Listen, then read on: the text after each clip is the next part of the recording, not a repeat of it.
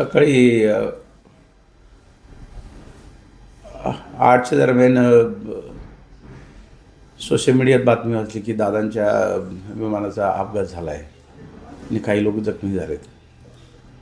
5 मिनिटात बारामतीच्या मित्रांचे अनेक फोन आले की अपघात खूप मोठा आहे आणि दादांचं विमान पूर्ण खक झालं आहे.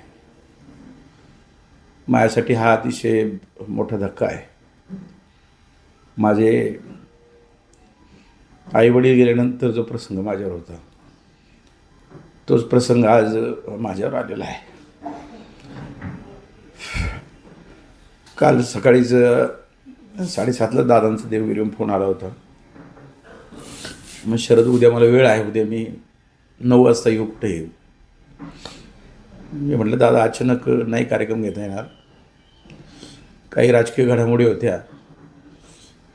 दुर्दैवाने हे प्रसंग आज पाहायला मिळालेला आहे. खरं तर राजकारणात मी अनेक नेते पाहिलेत, अनेक नेत्यांबरोबर काम केले, परंतु दादा हे माझ्यासाठी सर्वस्व होते.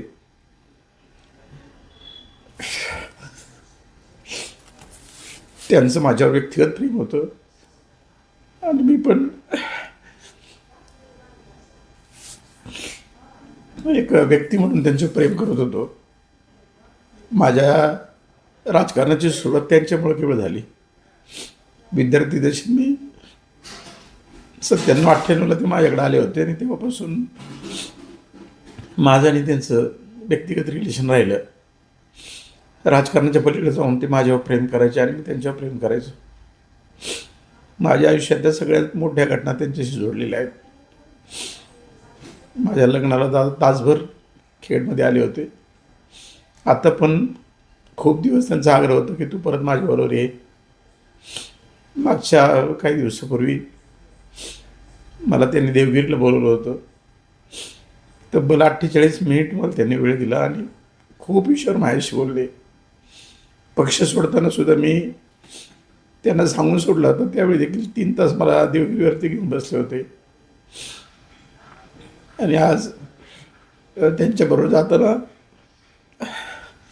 त्यांनी मला स्वतः माझ्या गावात आले, मला प्रचंड वेळ दिला आणि मी शरद तुझी सगळी 100 रुपये काढून देईल असा आत्मविश्वास त्यांनी मला दिला होता. परवाच मी भास्कर पेरे पाटलांना घेऊन त्यांना भेटायला गेलो होतो आणि भास्कर पेरे पाटलांचा आणि त्यांचा फोटो काढताना दादांनी मला पण बोलून घेतलं आणि हाताला धरून जवळून मला खेचून घेतले, तो पण फोटो थांब. खूप त्यांनी माझ्यावर प्रेम केलं. त्यांच्यासारखा धाडसी कर्तव्य नेता मी पाहिला नाही. मंत्री अनेक आहेत, पुढारी अनेक आहेत, पण गोरगरिबांसाठी धाडसा निर्णय करणारा त्यांच्यासारखा नेता महाराष्ट्रात पुन्हा नाही. त्यांच्यावर अनेकांनी टीका केली, माध्यमांनी केली, पत्रकारांनी केली, विरोधी पक्षांनी केली. पण दादा जेवढे कडक होते ते तेवढे आतून मऊ होते, तेवढे प्रेमळ होते. फक्त दादा ज्यांना कळले त्यांनाच कळले. असा नेता पुण्यात नाही, महाराष्ट्रात नाही, देशात होणार नाही. एवढी कामाची तडप, प्रशासकीय त्यांचा वचक होता, निर्णय क्षमता होती. माझा थेट त्यांच्याशी संवाद होता. मला त्यांना भेटायला कोणाच्या मध्यस्थी लागत नव्हते. अनेक वेळा फोनवरून त्यांच्याशी बोलायचो. SMS गेला तरी उत्तर यायचं, SMS गेला तरी काम व्हायचं. खरं तर काल त्यांनी फोन केला आणि आज जर ते खेळला आले असते तर कदाचित असं वाटतं की आजची बारामतीची घटना घडली नसती. त्यामुळं खूप वाईट प्रसंग आमच्यासारख्या कार्यकर्त्यांवर आहे. आम्ही त्यांच्याकडे बघून राजकारण सुरू केलेलं आहे. त्यामुळं आता आम्हाला त्यांना सोडून आमची काही अपेक्षा नाही. आम्हाला आता काही मिळवायचं नाही. आमचा नेता गेला, आमचा गॉडफादर गेला, आमचं सर्वस्व गेलं. कुठल्या शब्दात श्रद्धांजली व्हावी.